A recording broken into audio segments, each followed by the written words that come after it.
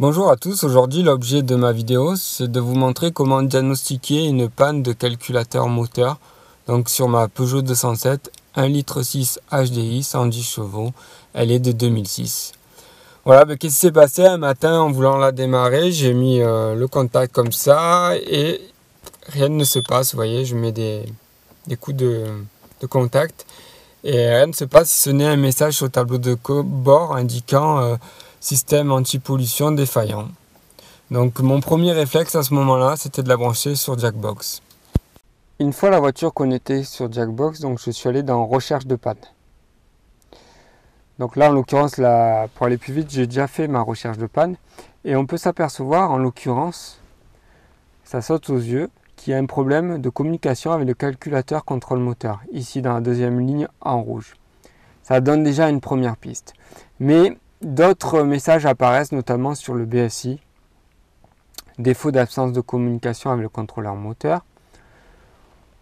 Au niveau de l'ABS également, défaut de fonctionnement du calculateur moteur. Défaut absence de communication avec le calculateur moteur.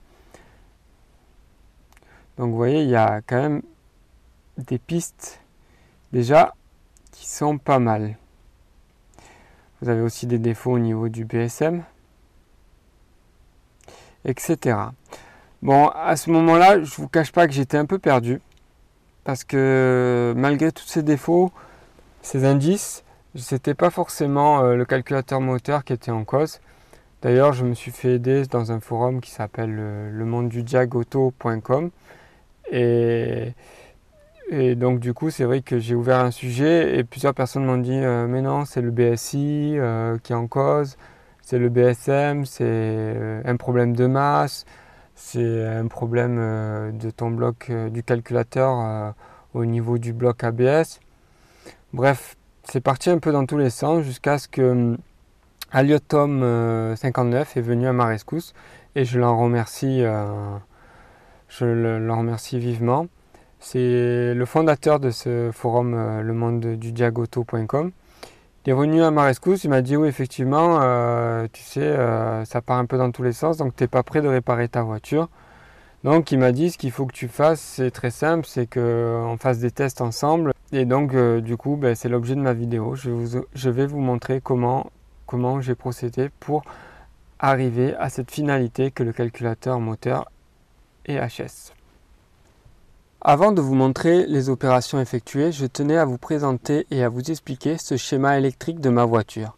On peut voir ici en 1320 le calculateur moteur. Sur sa droite, avec la légende PSF1, il s'agit ici du BSM.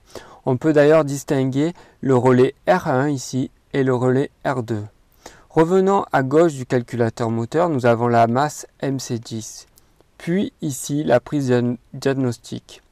Sur sa gauche en 7020 le bloc ABS et puis tout à gauche cette fois-ci le BSI. Revenons au calculateur moteur. Vous avez ici une légende 32V-NR. Cela représente le connecteur donc présent ici sur le calculateur moteur ayant 32 voies et de couleur noire. Pareil à ce niveau-là, 48V-MR, il s'agit donc du connecteur 48 voies de couleur marron.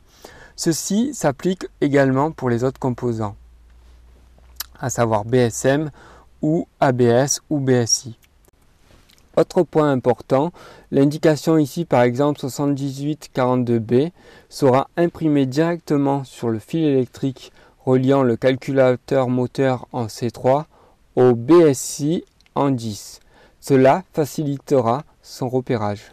Nous allons tout d'abord vérifier s'il n'y a pas un problème de masse. Pour cela, nous allons aller sur le calculateur moteur, plus exactement au niveau du connecteur 32 voies de couleur noire, et nous allons vérifier la voie G4 ici et H4. Parce que comme vous pouvez le voir, elle est connectée à la masse MC10. Le calculateur moteur est situé sous le cache de la batterie. Le BSM est situé à sa droite ici.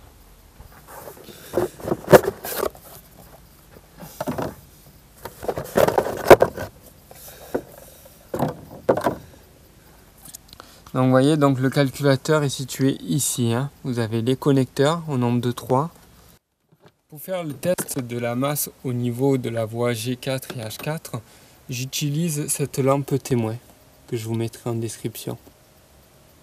Vous pouvez également utiliser une ampoule de type H7, H4 ou H1 que vous reliez par exemple ici avec du fil électrique. Donc vous avez besoin de 2 fils électriques. Donc comment je procède pour contrôler la masse? Tout d'abord je cherche le connecteur 32 voies de couleur noire. Par expérience je sais que c'est celui-ci. Donc je le débranche, je laisse le contact coupé au niveau de ma voiture. Je branche ma pince au niveau de la borne plus de la batterie et aussi au niveau du connecteur. Alors je cherche la voie G4, c'est très simple, vous avez des indicateurs qui sont ici A, B, C, D, E, F, G et ainsi de suite. Et là vous avez des petits écrits petits mais on le voit quand même assez bien. 1, 2, 3, 4. Donc moi je cherche le G4, c'est ici et le 4 c'est là. Je ne sais pas si vous voyez, la lampe s'allume. Donc c'est que mon test est concluant, la masse en G4 n'a aucun souci. Cette fois-ci je vais en H4, c'est pareil, ça s'allume. Si vous utilisez donc une ampoule de type H7 ou H1 ou H4, vous mettrez dans ce cas-là un trombone ou une aiguille dans la voie ici. Vous ferez toucher un fil électrique qui est relié à l'ampoule et sur l'autre borne, vous mettez le fil électrique qui est relié à la borne plus de la batterie. Comme on a pu voir, la lampe témoin s'allume au niveau de la voie G4 et H4, ce qui signifie qu'il n'y a pas de problème de prise de masse au niveau du calculateur moteur et de la carrosserie. Maintenant que nous avons contrôlé les masses, nous allons pouvoir vérifier l'alimentation au niveau du calculateur moteur. L'alimentation par le BSI, comme on peut voir ici dans C3, et l'alimentation également par le BSM, ici en M2. Comment je sais que ces voies-là font partie de l'alimentation du calculateur moteur? Tout simplement parce que je possède la RTA de mon véhicule. Donc ici représenté en page 42 le calculateur moteur. Donc le fameux connecteur noir 32 voies, on voit qu'en C3 il s'agit de l'information réveil communication à distance, appelée aussi la ligne Power Latch. Elle sert en fait de sortir de la mise en veille le calculateur lorsque par exemple nous ouvrons une portière. Pareil au niveau du connecteur marron 48 voies, donc ici nous avons en M2, nous voyons bien qu'il s'agit de l'alimentation. Maintenant nous allons contrôler l'alimentation du calculateur moteur, donc au niveau de la voie C3 et de la voie M2. Préalablement j'ai mis le contact. Je vais donc débrancher le connecteur 32 voies noir pour opérer la voie C3. Je calibre d'abord mon multimètre sur 20 volts courant continu. Je pique donc toujours en m'aidant des indications, je pique la voie C3 avec ma pointe et avec l'autre pointe je vais toucher la masse de la batterie.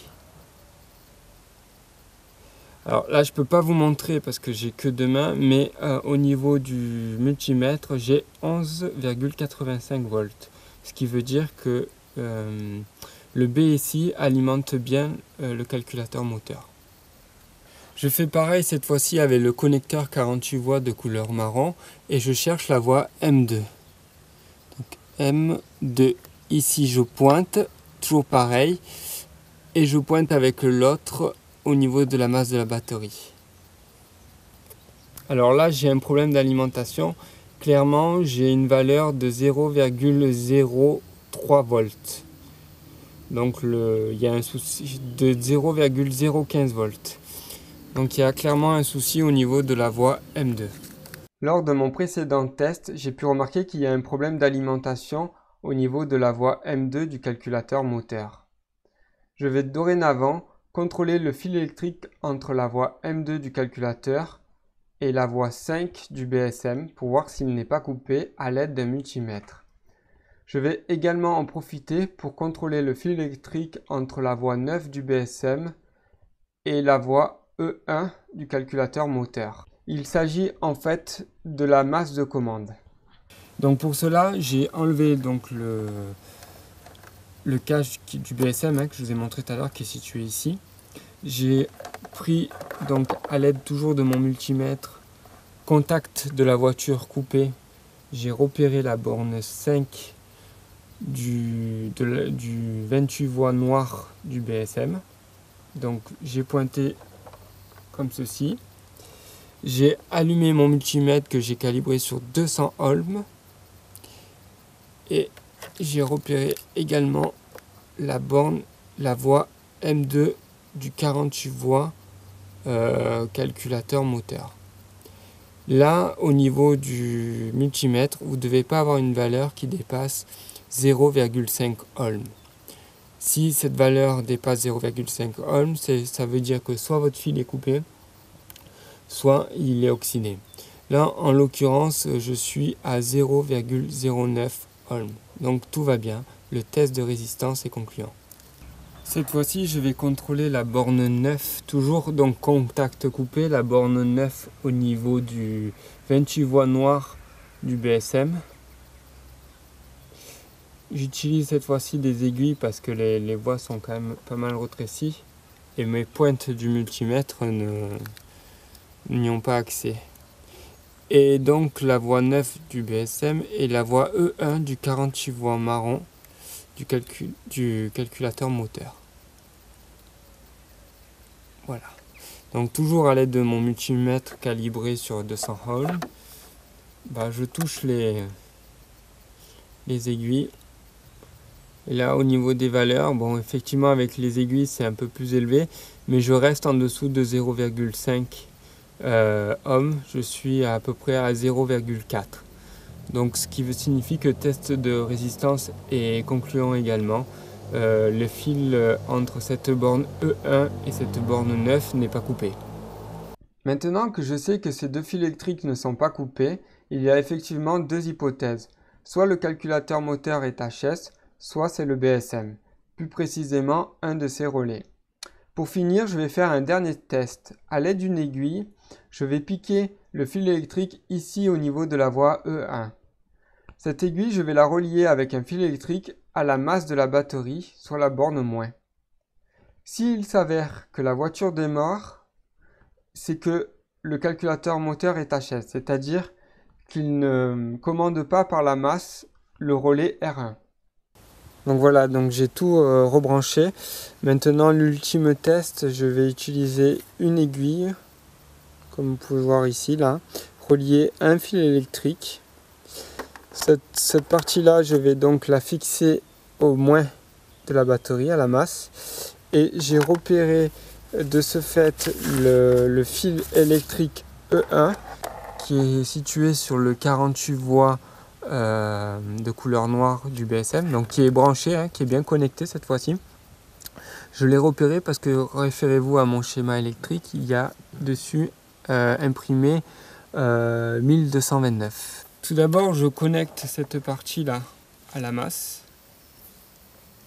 Donc je dévisse la masse, je mets le fil, je fais prendre le fil là-dedans.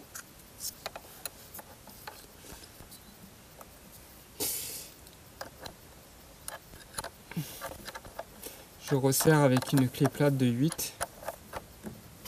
Normalement, si le BSM fonctionne bien, lorsque je vais pointer et lorsque je vais piquer le fil E1, je ne sais pas si vous allez l'entendre à la caméra, nous allons entendre ici le relais, je crois, R1 qui va cliquer, qui va faire des petits tic. Voilà. Donc comme je vous disais tout à l'heure, si la voiture démarre, c'est bien le... Hop, voilà, vous voyez, j'ai piqué le fil. Si la voiture démarre, c'est que c'est bien le calculateur moteur qui est HS.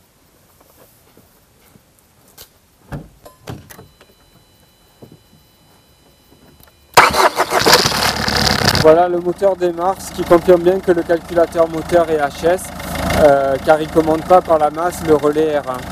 Voilà, bah écoutez, je vous remercie, j'espère que cette vidéo vous aura servi aussi.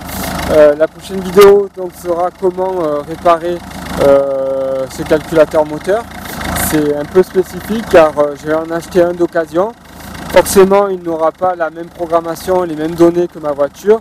Et l'objet de la prochaine vidéo, ça sera de vous montrer comment je procède pour en fait cloner ce calculateur d'occasion avec le mien. Bref, je vous expliquerai tout ça. Je vous dis à bientôt. Au revoir.